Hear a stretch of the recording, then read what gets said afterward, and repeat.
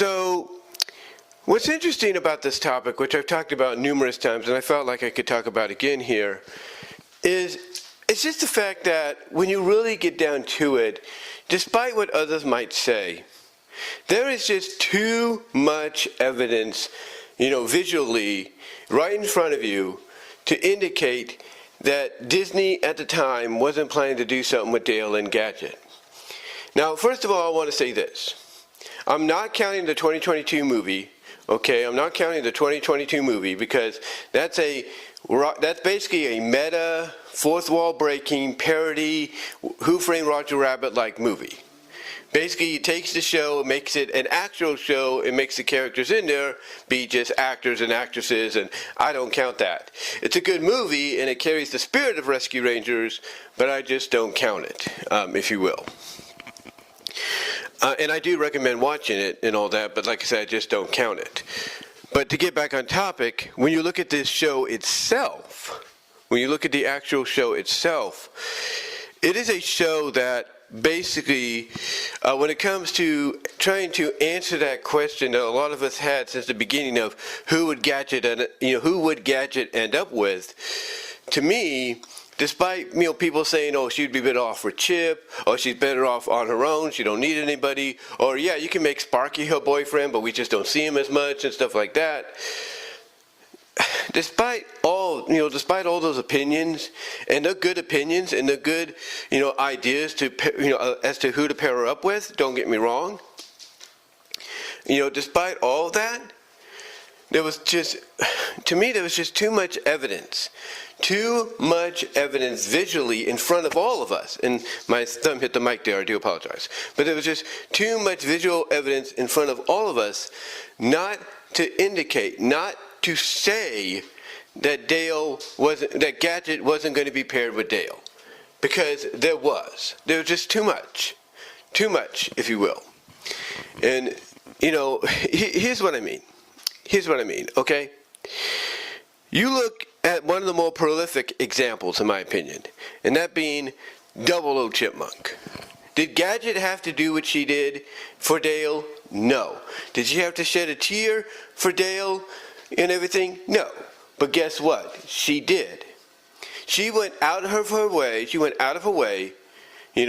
make Dale's, dream of being a super spy, or at least contributing to the team as a super spy, a reality. She went out of her way. And she went way beyond the Call of Duty, if you will, because she went as far as to do the one thing fans have been wanting to see her do for quite some time with any of the two, that being Chip and Dale, and she ended up kissing Dale on the lips. Now, people might say, well, that's all part of an act and everything. That's true, but was it? Because she kind of paused for a second, and then all of a sudden just went in for it. She kind of like did a little bit of a sigh gasp, if you will, and just went full on right in kissing him. She could have easily just hugged him or gave him a peck on the cheek, and then that's it, and then left. But she went full on the lips. And the way you know, if you kind of look at it, and look at it and interpret it in a certain way, you could tell that Gadget probably wasn't planning to do it, but there was like something inside of her that made her do it. Like there's that attraction. So Gadget being Gadget, when Chip basically points out you didn't have to kiss him, she has to come up with the answer of, gee, golly, isn't that what spies are supposed to do? And Monterey, being one of her longtime friends, since she was a kid, backs her up by saying, hey, it's all pretend. But then Chip's reaction afterwards, basically saying, when Gadget tells him that this little spy game is to make Dale feel better, Chip's reaction is, hey, he looked like he was feeling better already. Which kind of indicates jealousy, if you will, but still, though, Gadget didn't really have to do the full-on, on the lips deal, but she did. And she had to come up with a reasoning as to why she did it, which is why who she is. But that's not the only thing. Double O Chipmunk's not the only thing. With her helping Dale out, her being impressed by Dale's, intelligence that, obviously nobody knew he had, but he does. So what else happens? What else happens in the show that indicates, Disney was planning to do something with them? Oh, I don't know. How about, the very first episode? How about, when it looks like Chip's going to get his moment with Gadget, Dale, jumps in, takes advantage of that, and Gadget doesn't say anything. She just goes along with it. And she even lets him go as far as to kiss her on the arms up to almost her face, and you're thinking, okay, what's going to happen there? And again, Dale jumps in, interrupts the moment. She doesn't say anything. She goes along with it, even to the point that she's about to let him kiss her on the lips. I mean, come on. Disney knew what they were doing from the very first initial episode. That being Calories Not Included, not Carpet Snake but Calories Not Included. In that very first episode, Calories Not Included, they knew what they were doing. But not just that. How about, Carpet Snaggers? Now, I kind of mixed the names up there, as you may have noticed. But Carpet Snaggers, did they have to have the moment there between the two? No, they didn't. Could they have switched out Dale for somebody else? Yes, they could have. But they didn't. They did all of that because they had one moment in mind. Dale catching her saying, golly, thanks, Dale, and hugging him, in the way she did. It's like you're not hiding anything from anybody. You're not hiding anything from anybody when it comes to what your intentions are for these two characters as far as the show goes. And think of it this way. How about the episode Chocolate Chips? It focuses on Dale's obsession with sweets, chocolate mostly. Dale is basically challenged to have to give up on the sweets. And he kind of reluctantly does. And who's the one that says she's proud of him, almost immediately? Not even letting him get a word in edgewise. It's Gadget. Gadget's the one that does that. And mainly because of the fact that, she's thinking he's accepting this challenge to give up on chocolate and sweets, and yet he's not saying a thing. He's not saying one thing. Doesn't make sense, Doesn't make sense. But yet she's the first one. Then let's take a look at the little cute moment in Whether or Not. Gadget puts together this weather machine to kind of figure out the temperature, what the weather's going to be like. And Dale is the one that sweet talks her, kind of gives her a little sweet talk saying, you're the only one that could do that kind of thing, or something like that. And, of course it's in front of Chip, but Chip doesn't do anything. But still, point is, that's another D&G moment, that can't be, unseen. It cannot be unseen. Or how about, RoboCat? There's another good example. Seriously, it's like that episode is pretty much a Dale and Gadget centered episode outside of Double O Chipmunk. Because both are wanting to give this robotic cat, Tom, an opportunity to live out in a loving home as a regular cat, as a real cat. And, they go out of the way to make that happen. So, point I'm getting at, ladies and gentlemen, is when you look at the series in general, it's almost like Tad Stones and his crew who were working on it at that time at Disney were basically telling you that their plans, if they would have seen them through, mainly with a movie, basically a theatrical one in the veins of Treasure of the Lost Lamp of DuckTales, that had they seen it through, their plans, maybe to conclude the series, was to put Dale and Gadget together. Let's take a look basically at one of my favorite episodes, if you will. Let's take a look at one of my favorite episodes. Hold on.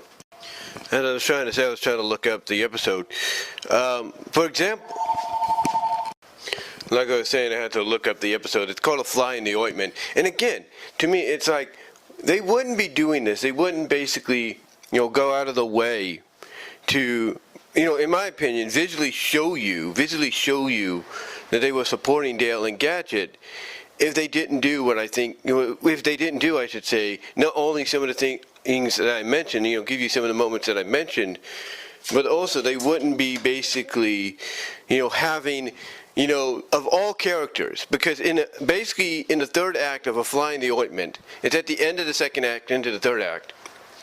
Basically, the Rangers use this motomizer device that Nimnol uses by putting a landline phone on top of the helmet, and it allows him to teleport through the phone lines to wherever he wants to commit his crimes.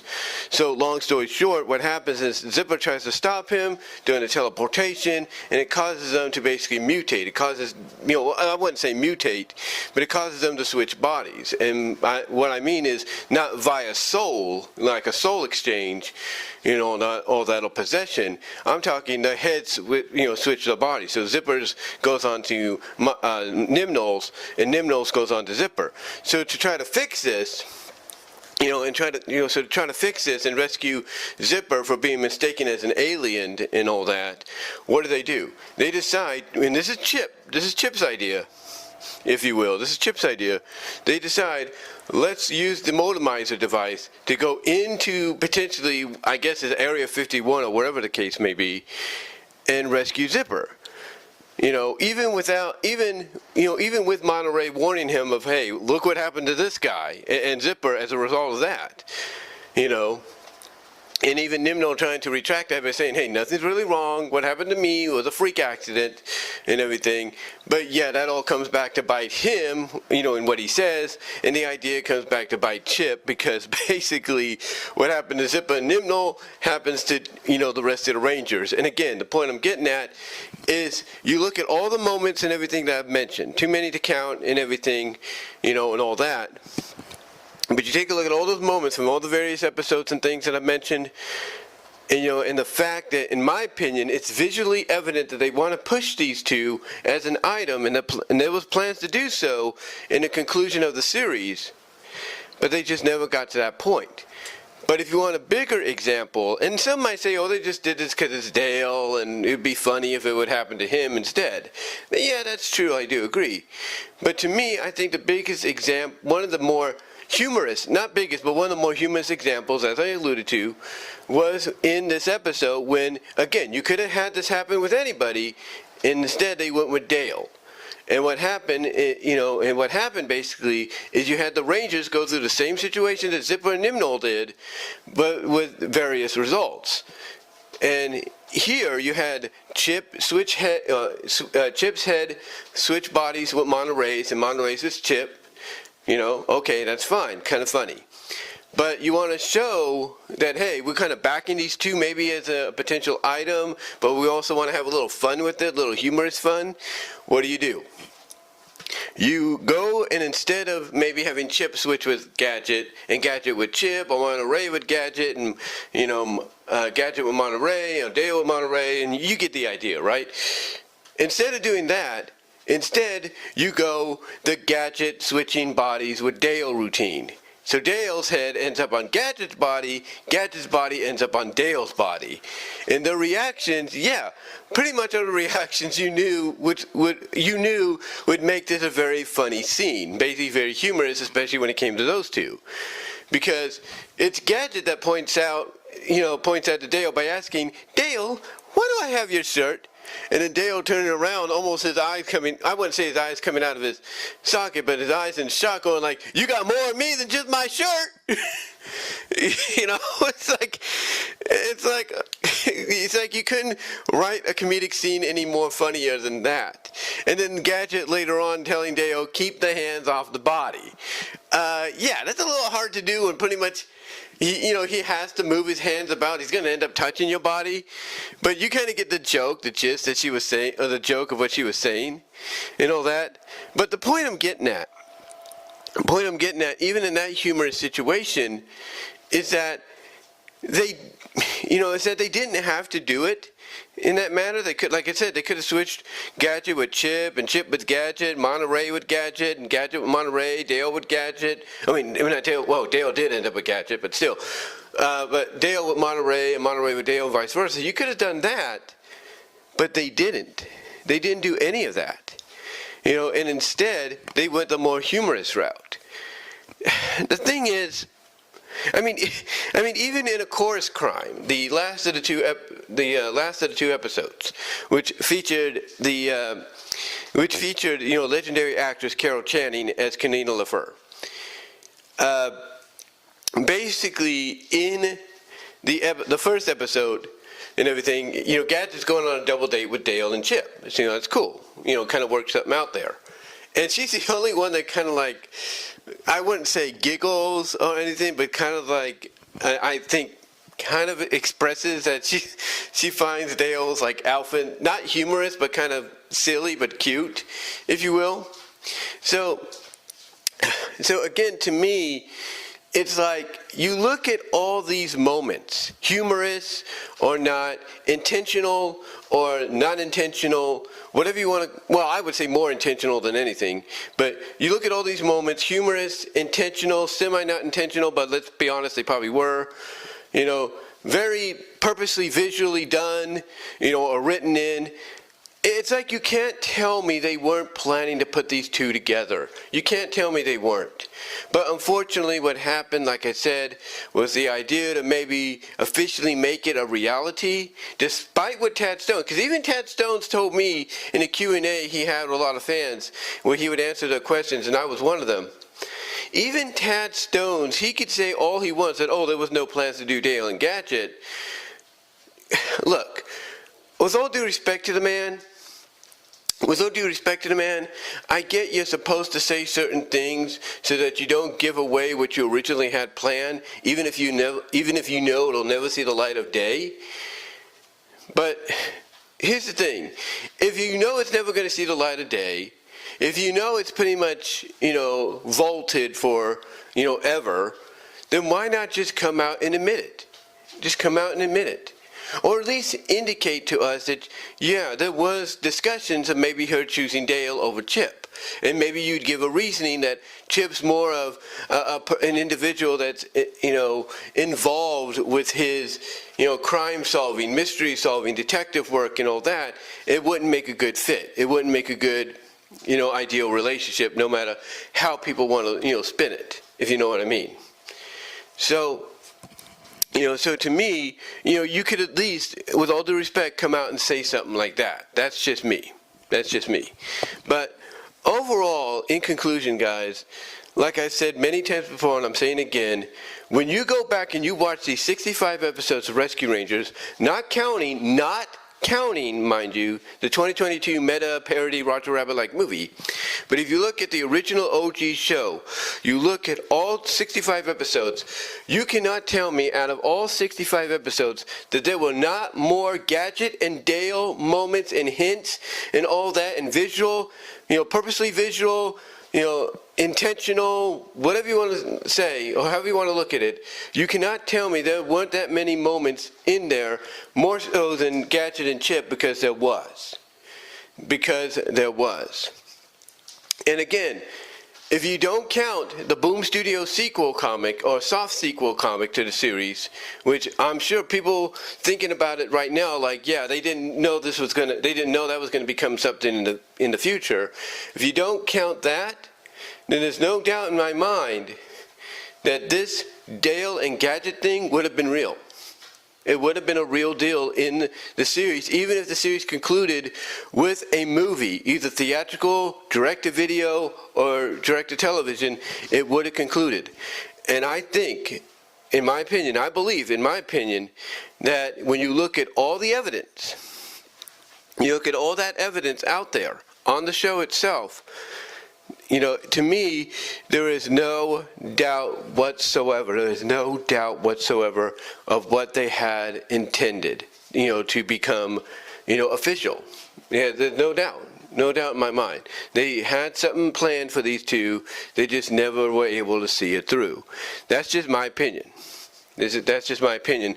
But thankfully, you have fans nowadays through fan art and web comics and web fan fiction stories that are able to make it, a reality, because they too see what I see, or they too saw what I saw. And that is the fact that, yeah, there was something going on here. They're just not going to tell us what it was. But anyway, though, guys, that's all I really want to say on it. Let me know what your thoughts are down below in the comment section, as well as during the live chat during the premiere. Like the video, ring the bell for notifications, subscribe to the channel. Also, click on the links in the description, guys, to find my content elsewhere outside of YouTube, as well as click on the last link in the description to go to my Teespring store for merchandise you can't get anywhere else. But guys, give me your thoughts overall on what I had to say here. Do you agree with what Do you agree with what I meant? What I meant here by saying that if you look at the episodes, you see that there's more D&G moments than anything. That's strongly, in my opinion, indicating what I believe what would have been, I should say, the choice of Gadget. Let me know what your thoughts are down below on that, as well as in the live chat. And until next time, guys, I am out.